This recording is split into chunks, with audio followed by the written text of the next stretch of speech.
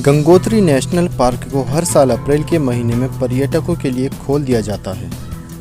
इसी के साथ ही गौमुख यात्रा भी शुरू हो जाती है। गौमुख उत्तराखंड के उत्तरकाशी जिले में सी लेवल से लगभग 13,200 मीटर की ऊंचाई पर है। गौमुख जाने के लिए आपको गंगोत्री आना होगा। गंगोत्री से गौमुख 18 यानी कि 18 किलोमीटर के डिस्टेंस पर है।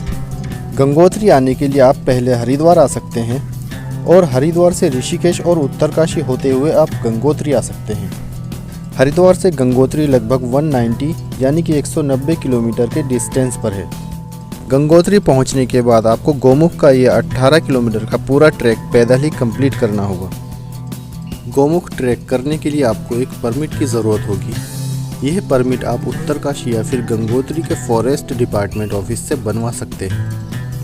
150 रुपये पर पर्सन फीस जमा करके आप परमिट ले सकते हैं। गौमुख परमिट सिर्फ 2 दिनों के लिए वैलिड रहता है और डेली कितने ट्रैवलर्स यह यात्रा कर सकते हैं वो नंबर भी फिक्स्ड है।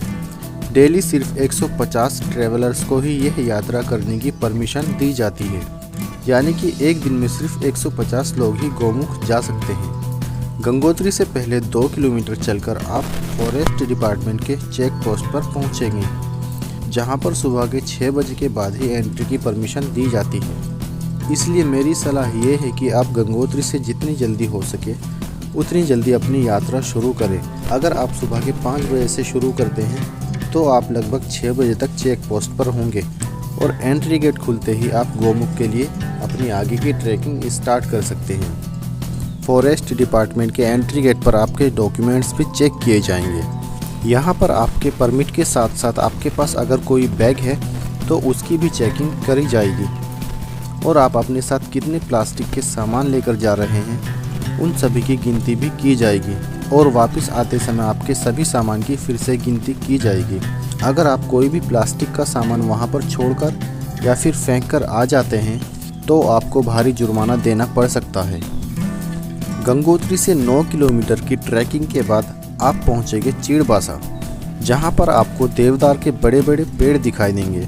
गंगोत्री से चीड़बासा के बीच कोई भी खाने पीने की दुकान नहीं है, इसलिए आप अपने साथ कुछ खाने का सामान और एक पानी की बोतल ज़रूर लेकर जाएं। यहां पर एक छोटा सा ढाबा भी है जहां पर आप कुछ खा पी सकते हैं और उसके बाद आगे की ट्रैकिंग स्टार्ट कर सकते हैं। चीड़बासा को क्रॉस करने के बाद आपका अगला पड़ाव होगा भोजबासा, जो कि चीड़बासा से 5 किलोमीटर के डिस्टेंस पर है।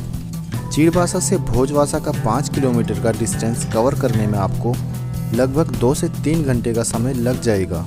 गौमुख का ट्रैक करते समय चीड़बासा से 3 किलोमीटर बाद और भोजबासा से 2 किलोमीटर पहले एक खतरनाक पहाड़ देखने को मिलता है, जहां पर लैंडस्लाइड का खतरा हमेशा बना रहता है।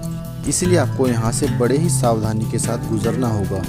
यहाँ पर ज़्यादा रुकने या फिर आराम करने की कोशिश ना करें, क्योंकि यह आपके लिए खतरनाक साबित हो सकता है। चीड़बासा से 5 किलोमीटर की ट्रैकिंग के बाद आप पहुँचेंगे भोजबासा। भोजबासा पहुँचने के बाद आपके पास 2 ऑप्शन हैं। आप या तो दिन के लिए अपनी यात्रा रोक सकते हैं और अगली सुबह गौमुख तक ट्रैक कर सकते हैं, या आप उसी दिन गौमुख तक यात्रा जारी रख सकते हैं और वापस आकर रात को भोजबासा में रुक सकते हैं और अगले दिन गंगोत्री लौट सकते हैं। मेरी सलाह यह है कि आप पहले दिन गौमुख ना जाएं और अगली सुबह इस ट्रैक को करें।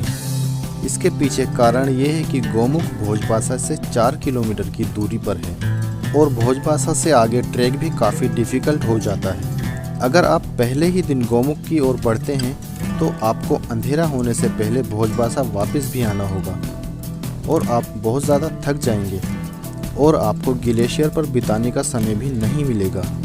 इसीलिए बेहतर होगा कि आप रात के लिए भोजबासा में रुकें और अगली सुबह गौमुख के लिए ट्रैकिंग स्टार्ट करें।